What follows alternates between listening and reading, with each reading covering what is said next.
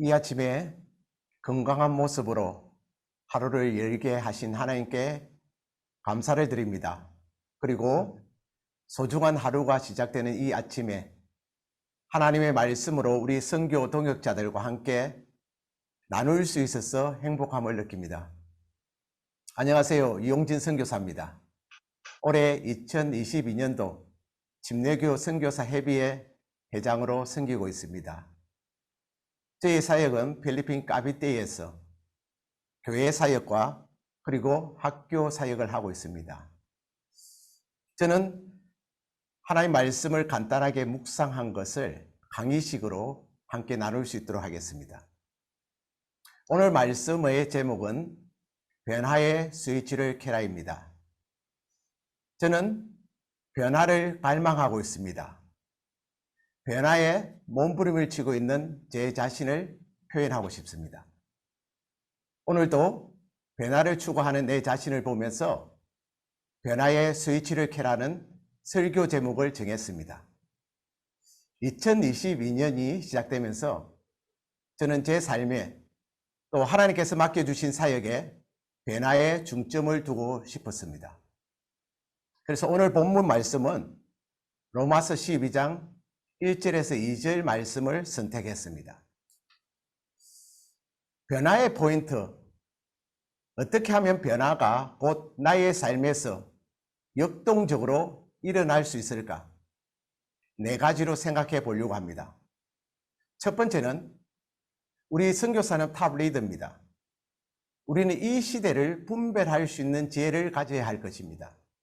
그리고 하나님의 말씀에 비추어서 시대를 재해석할 수 있어야 하고 그 재해석된 것을 대안을 세워서 실행하는 그런 능력을 가져야 할 것입니다. 리더는 동전성을 가지고 시대를 볼 수 있어야 된다고 생각합니다. 지금 우리가 살고 있는 시대는 어떤 시대입니까?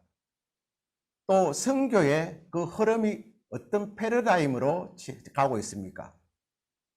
말씀에 중심을 두고 재해석해서 선교의 전략을 세워가는 그런 선교사가 되어야 할 것이라고 생각합니다. 두 번째는 변화를 요구할 때 가장 먼저 터치해야 될 부분이 정체성에 대한 이야기입니다. 그리고 세 번째 변화는 반드시 방향성에 따라서 그 변화의 결과가 달라집니다. 그리고 네 번째 저희들이 나누어야 될 변화는 곧 성장이라고 말하고 있습니다. 성장은 열매로 나타나는 것이죠. 우리 선교사들 정말 힘든 시간을 보내고 있는 것을 알고 있습니다. 3년 전에 필리핀 따가이따이 화산 폭발과 함께 코로나가 시작되었죠. 저는 사실 한 2달 정도 되면은 이 코로나 바이러스가 종식될 것이라고 생각했습니다. 우리가 생각하고 있는 지금 우리의 이 시대가 어떤 시대입니까? 4차 산업혁명 시대고 우주를 논하고 AR 시대고 빅데이터 시대에 살고 있지 않습니까? 이런 바이러스 하나쯤이야 생각을 했습니다.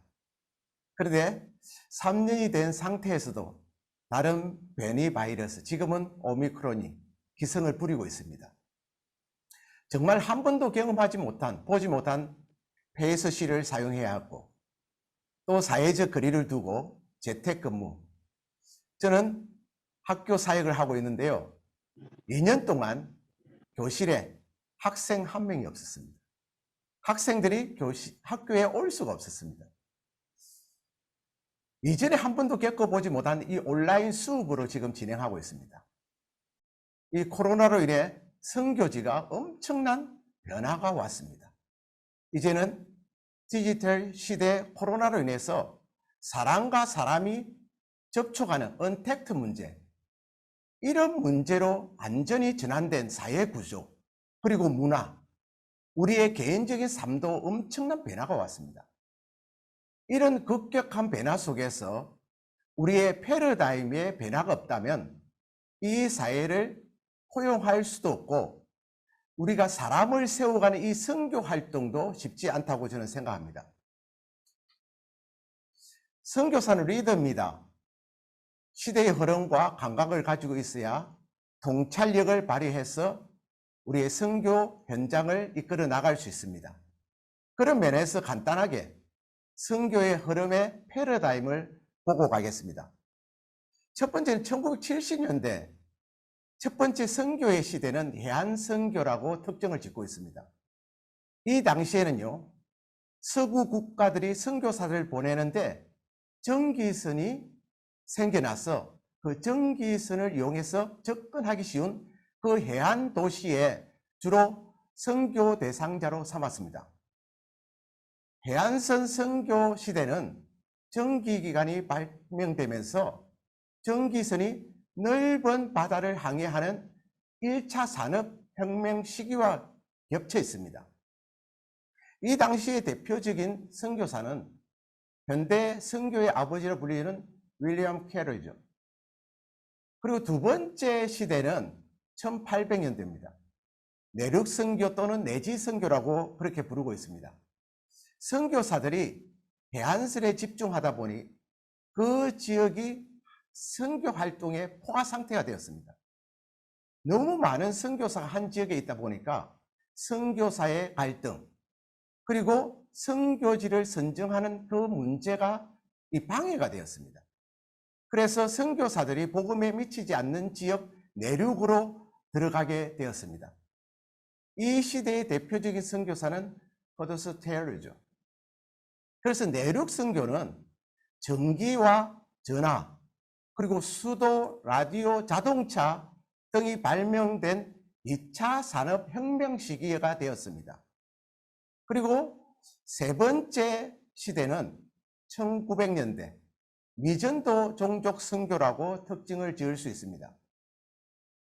첫 번째, 두 번째 시대는 해안선 그리고 내륙, 지리학적으로 전략을 사용했다면 세 번째 시대는 종족 단위로 구분되는 미전도 종족의 선교적 초점을 맞추어서 전략을 세워나간 것이 다른 점입니다.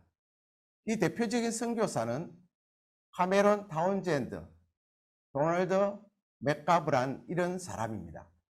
미전도 종족 그 선교 시대는 컴퓨터의 발명으로 정보 처리 능력이 기하급수적으로 증가하였고, 그리고 제트 여객기, 비행기의 개발로 전 세계 각지로 이동이 수월해진 3차 산업혁명 시기와 겹쳐 있습니다.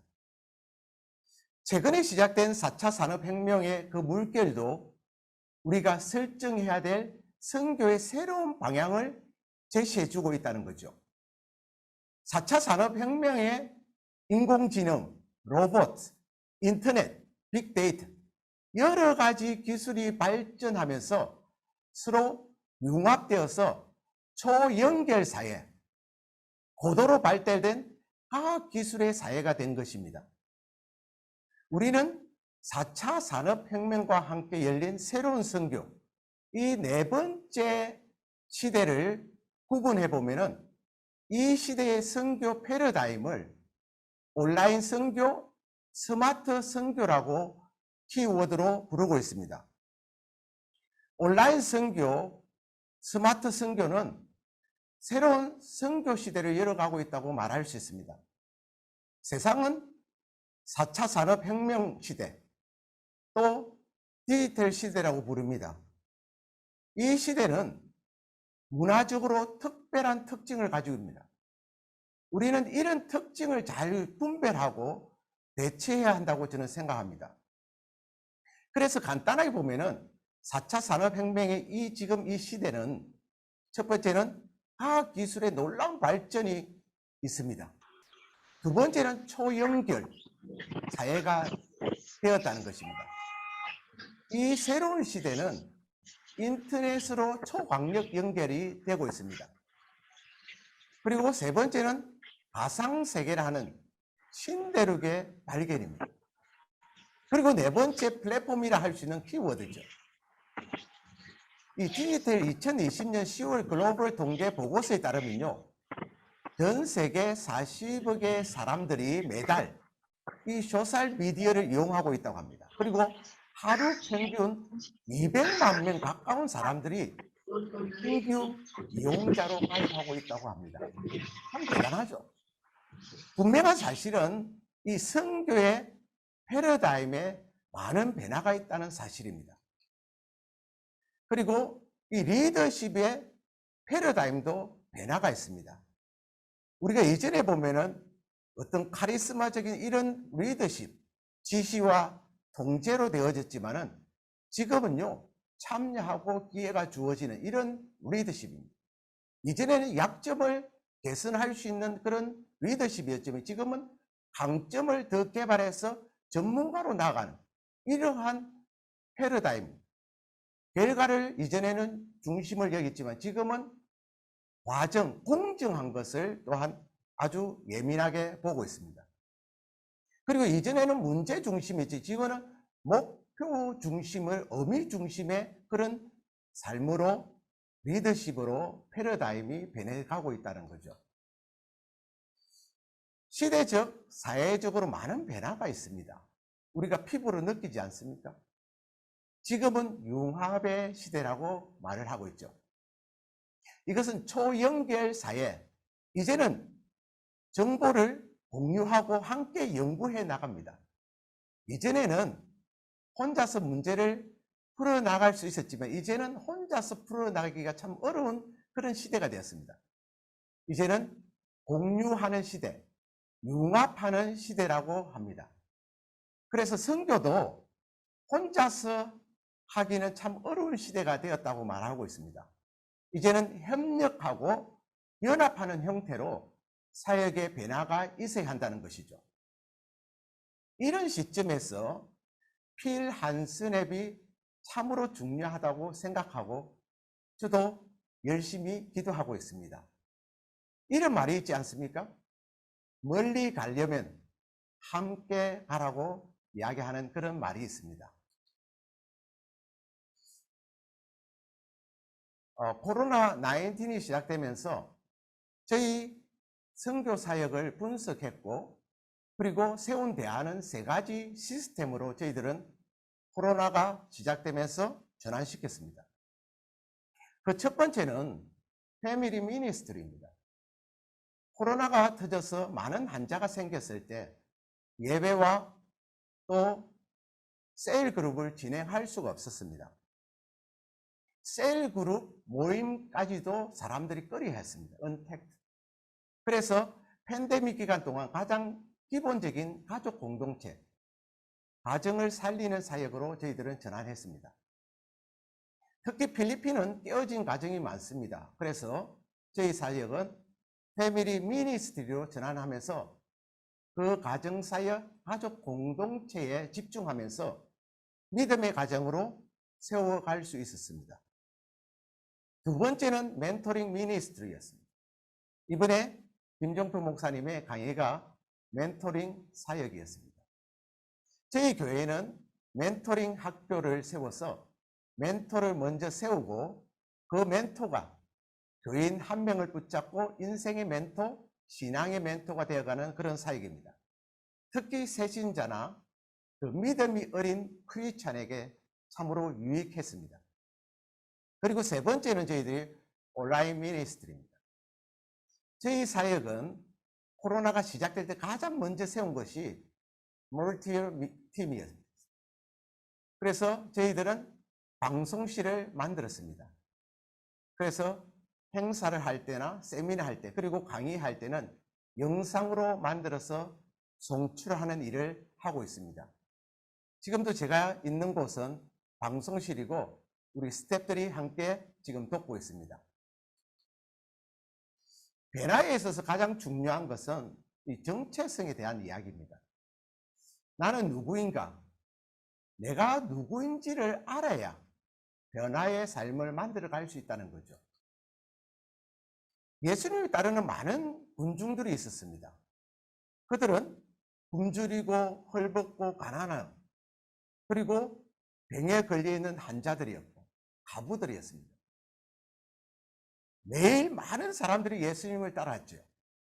만약에 저희의 사역에 저희 성도들이 전부 다 굶주리고 헐벗고 그리고 가난하고 또 병들어 있고 이런 어려운 사람들만 함께 한다면은, 매일 한다면은 저에게는 큰 스트레스였거든요. 그러나 예수님은 쉴 집도 없었지만은 그런데 스트레스를 받지 않았습니다. 그 이유는 바로 정체성의 문제입니다. 예수님은 누누이 말씀을 합니다. 본인의 정체성에 대해서 계속적으로 거듭 말하는 것은 나는 길이요, 진리요, 생명이다.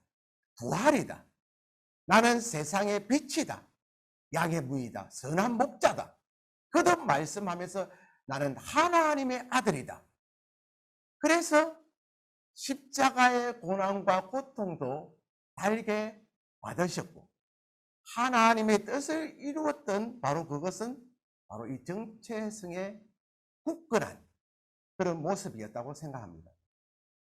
우리는 어떻습니까? 우리는 세상의 빛이고 소금이고 또 빛의 자녀고 택한 백성이요 왕같은 제사장이요 거룩한 나라요 천사도 흠모하는 선교사입니다. 나는 누구인가? 짧은 문장이지만은 강력한 힘을 발휘할 수 있다는 거죠. I am 이 두 단어 뒤에는 무엇을 붙이는가의 인생이 결정되기 때문입니다. I am missionary. 그러면 선교사의 정체성을 올바로 가지고 변화를 추구해야 된다는 거죠. 제가 간단하게 그 영역을 한번 적어봤습니다. 목양자. 우리는 목숨 걸고 나에게 주어진 양을 돌보는 선교사. 관리자. 하나님의 주신 그 맡겨준 사역을 잘 관리해서 하나님의 기뻐하는 사역으로. 훈련자. 성도들을 하나님 말씀으로 잘 양육해서 이 시대에 리더자로 세워주는 선교사. 인도자.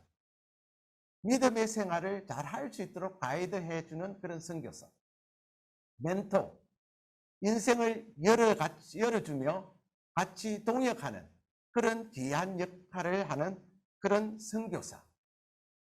이 정체성은 자기의 발견입니다. 그래서 나의 사명을 발견하게 되는 것을 이 정체성을 통해서 알 수 있습니다.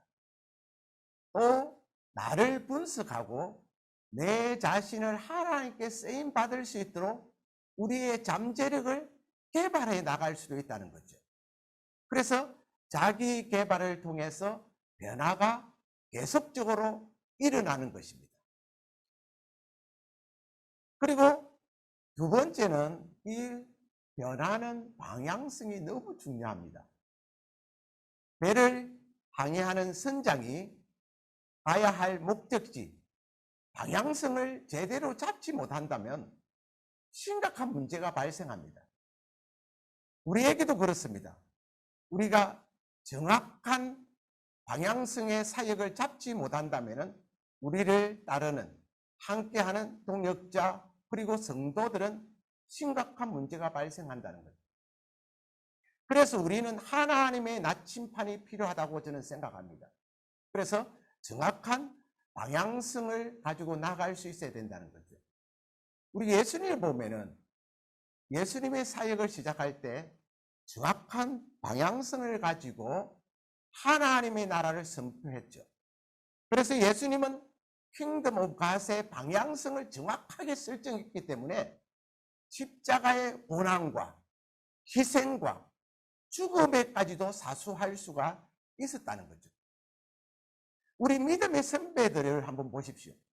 그들은 두려움 없이 순교할 수 있었던 것은 정확한 사역, 방향성, 삶의 방향성을 굳게 잡아갔기 때문에 그 좁은 길도 그리고 그 고난의 길, 순교의 길도 마다하지 않았다는 거죠.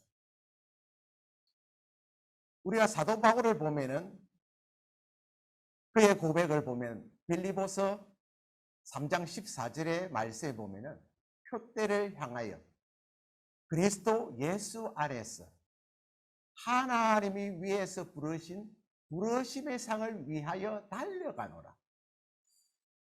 여기에서 정확하게 말씀 표되는 방향성입니다. 가야 될 정확한 목적지, 내가 추구해야 될 것의 그 방향성입니다. 사도 바울은 신앙의 정확한 방향성을 설정해서 사역과 그의 삶을 달려갔습니다. 그리고 그의 마지막 그 승리의 고백이 뭡니까? 여기에 디모데후서 4장 7절과 8절의 말씀입니다. 참 멋있죠? 나는 선한 싸움을 싸우고 나의 달려갈 길을 마치고 믿음을 지켰으니 이제 후로는 나를 위하여 의의 면류관이 예비되어 있다고 말씀합니다. 이런 마지막 승리의 고백을 할 수 있었던 것은 그가 말하는 바로 표대를 향해서 갔다는 거죠. 정확한 방향성을 설정할 수 있기 때문에 그런 마지막 이 승리의 마지막 고백이 되어졌다는 겁니다. 그리고 성장입니다. 성장은 변화가 없이 이루어질 수 없다라고 저는 생각합니다. 그리고 성장은 열매로 또 보여줍니다. 성장을 원하면은 안전한 지대를 벗어나서 도전하십시오라고 말해주고 싶습니다. 저 역시 제 자신에게도 그렇습니다. 마태복음 14장 25절에 보면은 베드로가 무리를 걷는 미라클 스토리에 대해서 이야기해주고 있습니다. 하나님의 능력과 기적을 체험하기 위해서는 베드로는 배 안이라는 안전지대에서 과감하게 물로 뛰어드는 도전을 합니다. 베드로는 제자 중에 무리를 걷는 하나님의 능력을 체험한 유일한 제자죠. 그리고 그는 물에 빠지는 실패를 합니다. 그때 베드로는 실패한 나를, 물에 빠진 나를 주님이 도와주심을 강력하게 체험했습니다. 비록 실패했지만은 그는 주님의 그 따뜻한 사랑, 주님의 그 도우심을 깨닫게 되었습니다. 그러나 배 안에 있던 제자들을 한번 보십시오. 물론 배 안에 있었던 그 제자들은 참으로 안전합니다. 물에 빠질 위험이 전혀 없습니다. 그러나 그들은 물 위를 걷는 그 경험, 미라클, 하나님의 능력과 기적을 체험해보지 못했습니다. 실패했을 때 하나님이 나를 건져주심을 베드로처럼 경험하지 못했습니다. 저는 선교지에 25년 동안 있다 보니 이제는 배 안이 편안하고 좋습니다. 안전한 배 안, 그리고 푹신한 편안한 의자에 앉아 있는 것이 이제는 제게 익숙해졌습니다. 주님이 배 밖으로 나와 무리를 걸으라고 저에게 말씀합니다.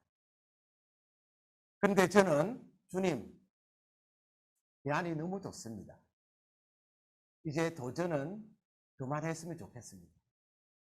이제는 안전하고 편안한 배에 앉아 있겠습니다. 라는 나의 고백을 봅니다. 참 부끄럽습니다. 이런 나의 모습은 변화도 하나님의 능력도 경험할 수가 없다는 거죠. 이제 올해 2022년은 배 밖으로 나가서 물을 터치해 보기를 원합니다. 안전한 지대를 벗어나서 도전하려고 합니다. 그리고 변화를 추구하고 싶습니다. 실패가 있지만은 주님이 함께 하심을 경험해 보고 싶습니다. 그리고 하나님 말씀에 순종하면서 하나님의 능력을 체험해 보고 싶습니다. 두 번째는 실패를 두려워하지 말라는 겁니다. 실패를 두려워하지 말아야 하는 것은 방금 베드로가 물에 빠졌을 때, 베드로가 실패했을 때, 베드로가 깨달은 것은 내가 혼자가 아니구나. 주님이 항상 함께 하시구나. 주님이 나를 붙들어 주시는구나. 주님이 실패하는 그 순간에도 나와 함께 하시는구나. 그것을 느꼈습니다. 그래서 실패해도 두려워할 이유가 전혀 없습니다. 실패한 그곳에도 주님이 함께 하시기 때문입니다. 마지막으로 성장하는 사람의 특징으로 마무리를 짓겠습니다. 첫 번째는 성장하는 사람은 남과 경쟁하지 않습니다. 성장하는 사람은 남과도 비교하지 않습니다. 오히려 자기 자신을 분석해서 자기 자신과 경쟁하면서 실력을 갖추갑니다. 자신을 더 알아가고 꾸준하게 변화를 만들어가는 사람입니다. 그리고 성장하는 사람은 자신의 강점을 발견하면서 은사를 더 개발시켜서 가장 최고의 가치를 높여서 하나님의 사역을 감당하며 하나님의 뜻을 이루어 나가는 사람입니다. 두 번째는 성장하는 사람은 삶의 성숙도가 깊어져 갑니다. 어제보다 오늘이 더 깊은 성숙의 삶에서 참 기쁨을 느낄 수 있는 사람입니다. 그리고 성장하는 사람은 영향력을 주는 리더십을 세워가는 사람입니다. 그리고 성장하는 사람은 끊임없이 배우고 겸손한 사람이라고 생각합니다. 세 번째는 성장하는 사람은 삶의 변화가 지속적으로 일어납니다. 좋은 것을 지속적으로 반복 학습과 훈련을 통해서 좋은 습관을 만들어가면서 성공적으로 사역을 만들어가고 삶을 이루어 나간다는 것을 볼 수가 있습니다. 그리고 네 번째는 자기 자신에게 계속적인 동기부여와 위로와 격려를 합니다. 바로 하나님의 말씀의 중심으로 지속적인 동기부여를 하는 사람이 성장하고 끝까지 주님 오실 그날까지 자기 자신을 성장해서 좋은 열매로 하나님께 영광을 돌리는 이런 모습으로 나가는 것을 볼 수 있습니다. 부족하지만은 이 아침에 말씀을 나누었습니다. 항상 저와 여러분은 변화를 일으키는 사람, 성장을 주도하는 리더가 되기를 주님의 이름으로 축원합니다. 기도하겠습니다. 아버지 하나님, 주님의 은혜를 감사합니다. 이 새벽에 하나님 말씀을 통해 주님을 만나게 하시고 오늘 우리가 호흡할 수 있는 건강한 모습으로 하루를 주님의 뜻 가운데 만들어갈 수 있도록 인도하심을 감사합니다. 아멘. 이 시대가 많은 변화가 있었습니다. 우리의 사역도 하나님 말씀에 비추어서 재해석해서 이 시대가 우리가 깨워서 또 변화를 전환시켜서 나아갈 수 있는 우리의 모습이 되게 하여 주옵소서. 아멘. 예수님 이름으로 기도드렸습니다. 아멘. 아멘.